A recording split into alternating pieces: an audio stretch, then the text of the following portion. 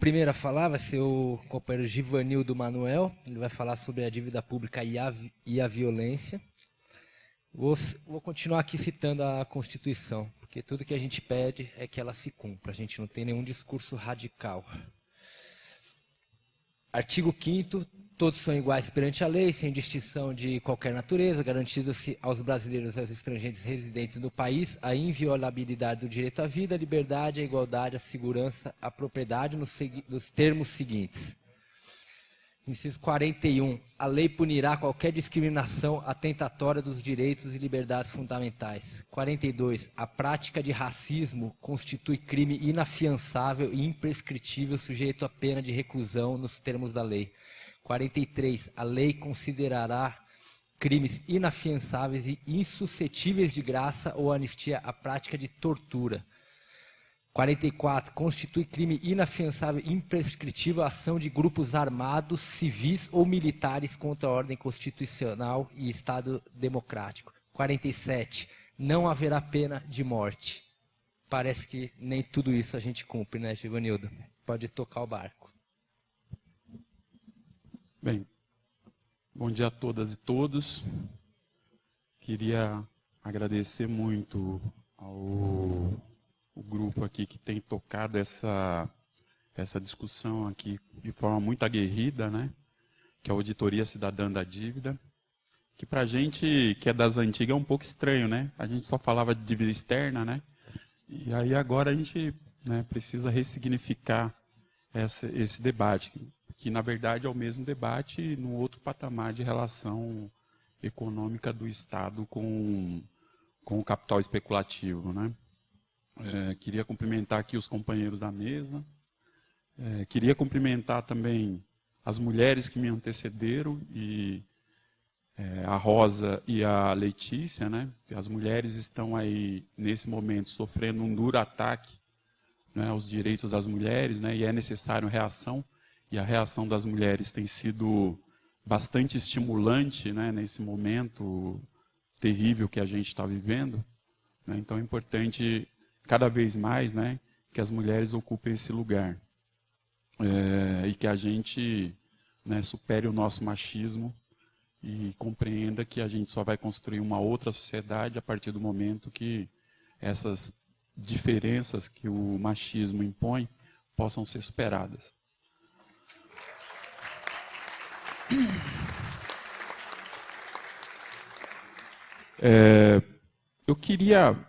Eu aqui ouvindo a Letícia, ouvindo a Rosa, eu queria ter participado também ontem do seminário, mas não pude participar. E eu acho que, na verdade... brevemente do currículo queria agradecer a compreensão do Giva por...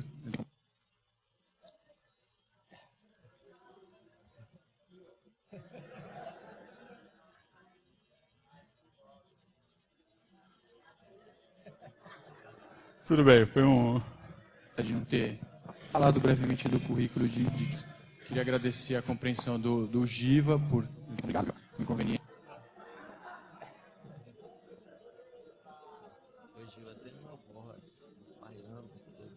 Toda vez que eu falo, tem uma voz que fala aqui. Não...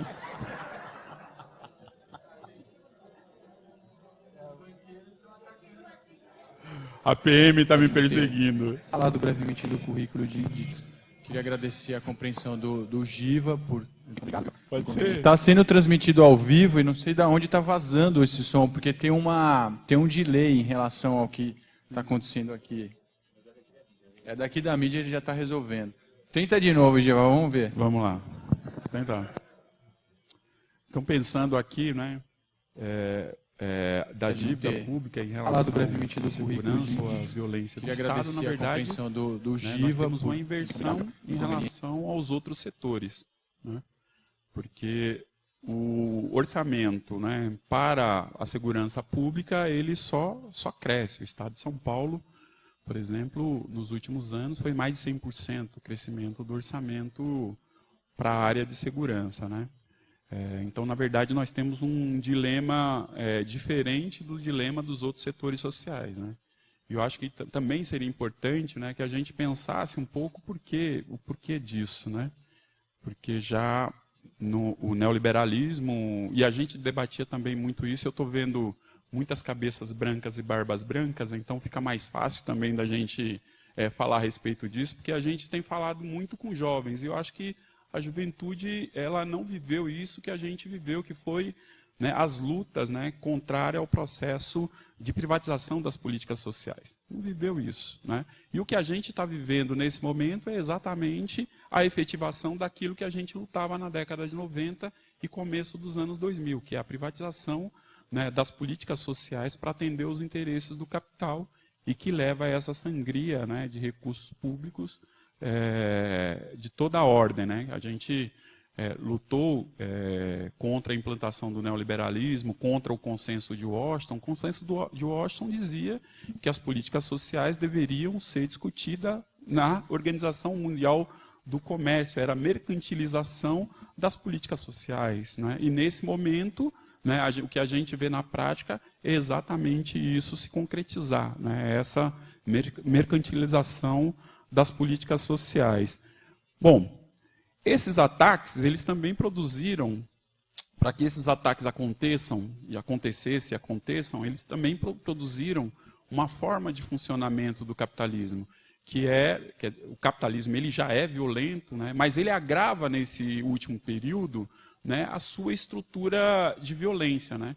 Óbvio que essa reflexão ela vem sendo feita pelo país central do capital, né, que é os Estados Unidos, que na década de 80, né, quando o Ronald Reagan ele vence as eleições nos Estados Unidos, né, ele implanta o neoliberalismo nos Estados Unidos, ataca um dos principais sindicatos, assim como fez a Margaret Thatcher lá na Inglaterra. Essa história eu acho que a gente já conhece bem. E a partir desse momento tem um grupo que ascende ao poder nos Estados Unidos que chamam falcões, né, que são os senhores da guerra. E eles elaboram, né, uma política de segurança chamada Movimento de Garantia da Lei e da Ordem, que é o que a gente tem aqui nesses últimos anos vivenciado, né? No que é um pouco anterior à Copa do Mundo, a gente viu que, por exemplo, o Ministério da Defesa fez uma resolução que se chamava Garantia da Lei e da Ordem, né? Em 2001, Fernando Henrique Cardoso, antes de sair do governo, aprovou um decreto chamado Decreto da Garantia da Lei e da Ordem, né? Então, ou seja, esse conceito de funcionamento do Estado, ela está presente há muitos anos na nossa vida. E a gente, né, tem pouco discutido isso, né? A gente eu imagino que todos nós defendamos um outro projeto de sociedade, a gente é muito desatento com esse movimento do Estado, né? Que é a estruturação da violência. A gente pensa muito pouco a respeito disso, né? Nos Estados Unidos mesmo, né, esse movimento da garantia da lei e da ordem, que é óbvio que tinha um setor a ser atacado nos Estados Unidos, que eram os negros, que começa, né, com a política da guerra às drogas. Na verdade, ele se amplia com a política, já tinha a política da guerra às drogas, mas ele se amplia na década de 70 com o Richard Nixon, né? E isso leva a uma forma de funcionamento do Estado norte-americano que a gente chama de Estado penal, porque você tem um processo de encarceramento em massa e exploração da mão de obra daqueles encarcerados. Aqui no Brasil, né, eu acho que tem dois marcos importantes, né, para a gente pensar como é que isso começa a ser instalado aqui no Brasil. Acho que na década de 90 tem uma ação muito contundente do Estado em relação aos encarcerados do Carandiru, 1992, que teve um massacre que, né, oficialmente diz que foram mortos 111, mas que a gente sabe que extraoficialmente o número é muito maior do que os registrados, como foram também outros massacres, como o massacre dos crimes de maio, né? Que a gente também não faz ideia de quantas pessoas morreram naquele período curto, né, em que o Estado resolveu demonstrar força de forma brutal, né, tendo como as principais vítimas a juventude negra e indígena das periferias de São Paulo. Lá nos Estados Unidos, esse modelo é implantado. Ele tem, né, uma roupagem, que é uma roupagem vendável, né, que a gente tem assistido cotidianamente aqui no Brasil, nos jornais, nos programas policiais, que é a política do tolerância zero, né? Foi implantado primeiro em Nova York, depois em outras cidades, né? E aqui no Brasil a gente efetiva essa política do tolerância zero com o governo do Geraldo Alckmin, né? Esse mesmo que está aí agora escondendo os números da violência policial, né?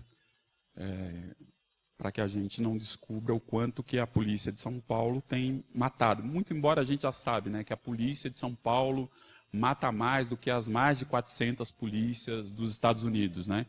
Mas, como esse governo, né, tem esse viés autoritário muito forte, ele não quer mais que, de forma alguma, que a população saiba o que tem ocorrido, né, com esse governo. Pois bem, então, aqui no Brasil, né, essa política, né, que eu entendo que é uma forma de funcionamento do capitalismo, né, de insegurança pública, ou, né, a gente pode dizer que é um sistema de violência, né, constituído a partir dessa concepção, né, ela se legitima a partir de uma série de interesses que são interesses que estão colocados aí no nosso cotidiano, né, pelo capital. Por exemplo, aqui, né, na cidade de São Paulo, ou nas cidades grandes e cidades médias, é um interesse especulativo, né, e que se coloca de uma forma perversa sem tamanho, né. Agora, as emoções estão acontecendo de uma forma mais humanizada.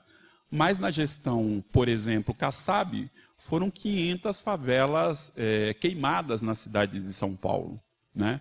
E essas favelas, logo assim que eram queimadas, né, estavam em locais do interesse do capital, o capital imobiliário já colocava um canteiro de obras no dia seguinte, né? No dia seguinte já tinha um canteiro de obras ali, né? O que levou, né, essa política levou mais ou menos, nesse período de 4 a 6 anos do governo Kassab, 10 mil pessoas a morar nas ruas de São Paulo, né? A gente acha que até é mais, porque todos os dados oficiais é difícil da gente validá-los, né, do ponto de vista das nossas convicções militantes, né? Então, é muito mais do que esses dados que foram apresentados, né? Ou se não, o que tem ocorrido, né, num campo ou em regiões que estão sendo atingidas por obras de infraestrutura, né? A gente tem hoje, no Brasil, um processo de reconcentração de terra que data, né, da década de 50 do século passado, né? Então, para que esse processo de reconcentração de terra ele possa acontecer, você tem uma ação violenta do Estado acontecendo para que isso ocorra, né?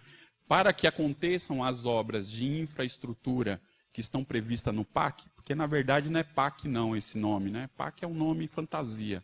O nome verdadeiro se chama IRSA, né, que são os projetos de infraestrutura da América do Sul. O IRSA, na verdade, é um fatiamento, né, da ALCA. Né? Um dos aspectos da ALCA era a integração regional através de obras de infraestrutura.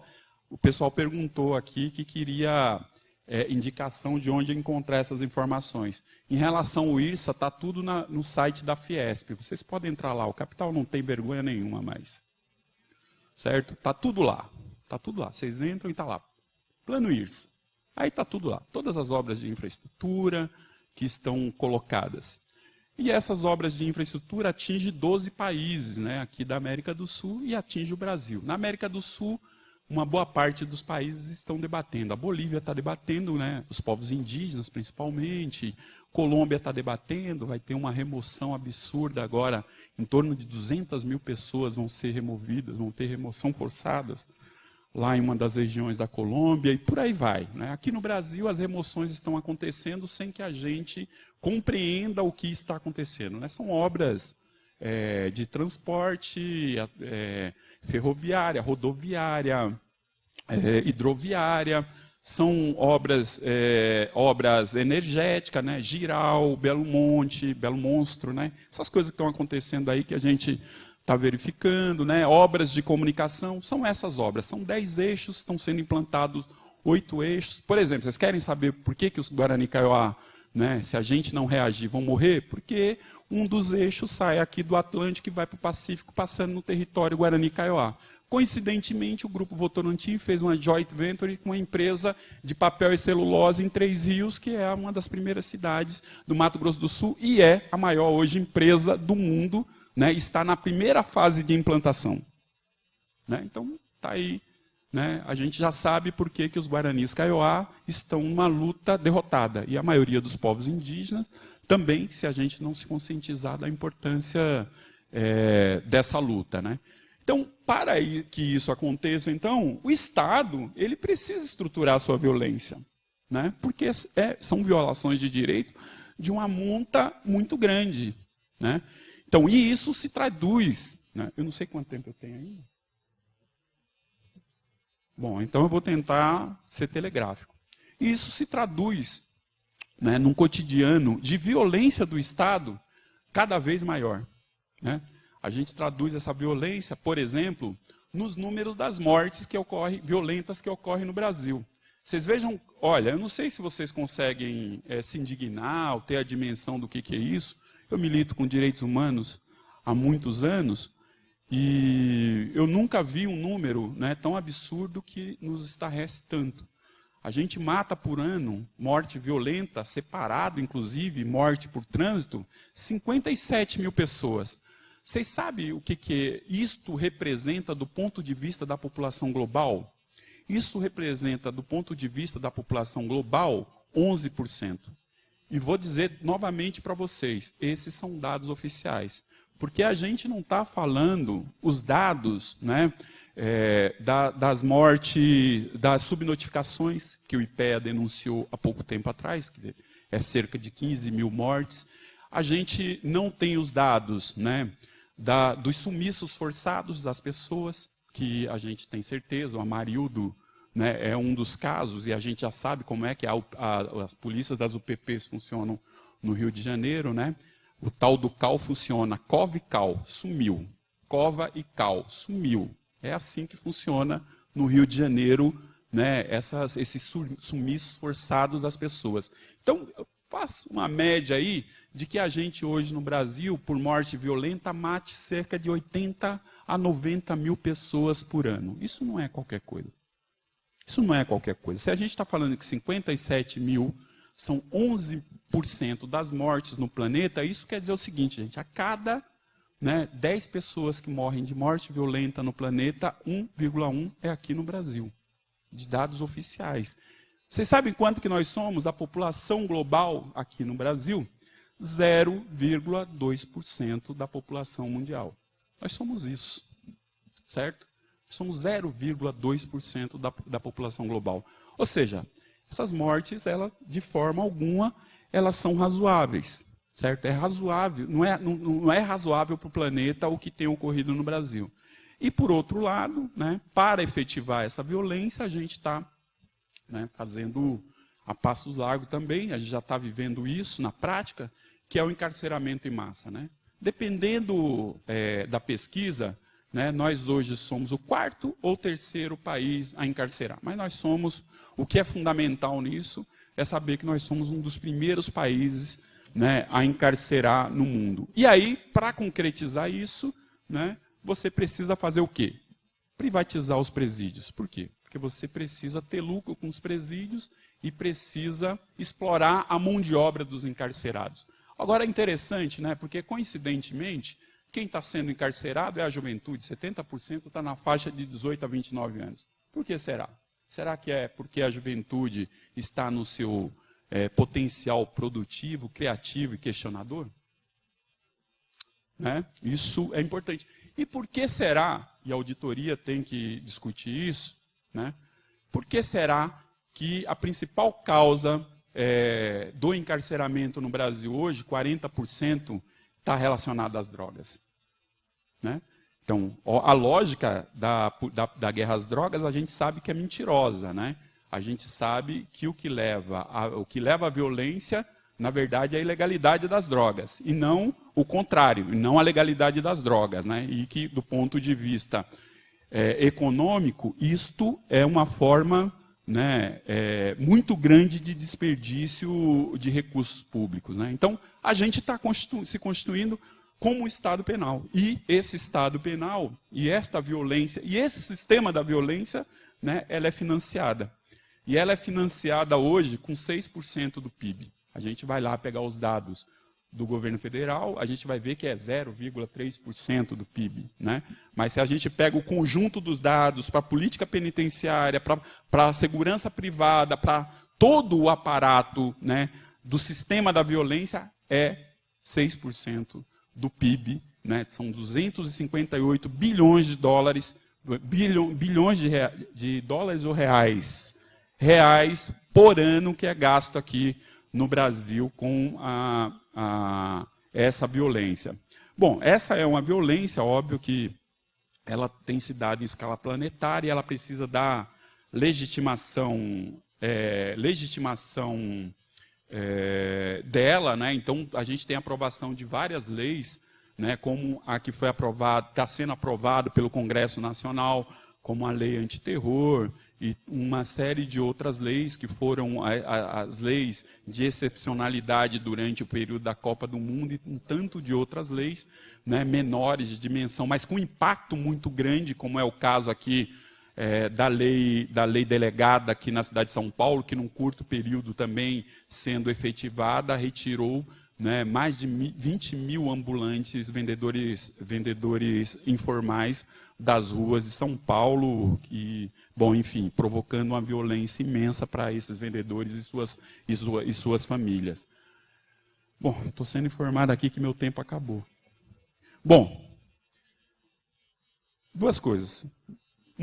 Um dado, né, que é apontado por vários especialistas, é que se a gente investisse 7,4 bilhões na prevenção, a gente reduziria o impacto da violência 7 vezes, se a gente aplicasse em prevenção. Óbvio que isso não resolve, né? Eu acho que resolve uma série de outras questões, como, por exemplo, o fim da polícia militar, que é um resquício da ditadura militar, né, que é uma excrescência. Essa noite, madrugada aqui, por exemplo, tem um caso recente, fresco, que a gente agora se depara cotidianamente. Uma professora viu o policial dando tiro em dois jovens caídos, ela foi lá pedir uma ação, né, digna em relação àqueles meninos lá, e ela foi presa, chamada de macaco, arrastada pelo chão, e está presa agora no 89 DP, aqui no Morumbi. Né? E isso é o nosso cotidiano, obviamente, que é exatamente por conta desse resquício e dessa necessidade de funcionamento de forma violenta do capital. Eu, particularmente, acho que não tem solução, né, para isso. Né? A classe trabalhadora é a principal vítima, os povos indígenas, os quilombolas, os caiçaras, ribeirinhos, enfim, todos nós que, né, temos uma outra sociabilidade ou lutamos por uma outra sociabilidade, somos vítimas. Então, eu não consigo ver, né, como dentro dessa lógica societária a gente consiga superar a violência. Né? Porque ela hoje é uma forma de funcionamento do capitalismo. Então, só romperemos com esse sistema da violência se a gente romper definitivamente com o capitalismo. E essa é a nossa tarefa para esse próximo período. Ou a gente acaba com o capitalismo, ou o capitalismo acaba com a gente. Isso, obrigado.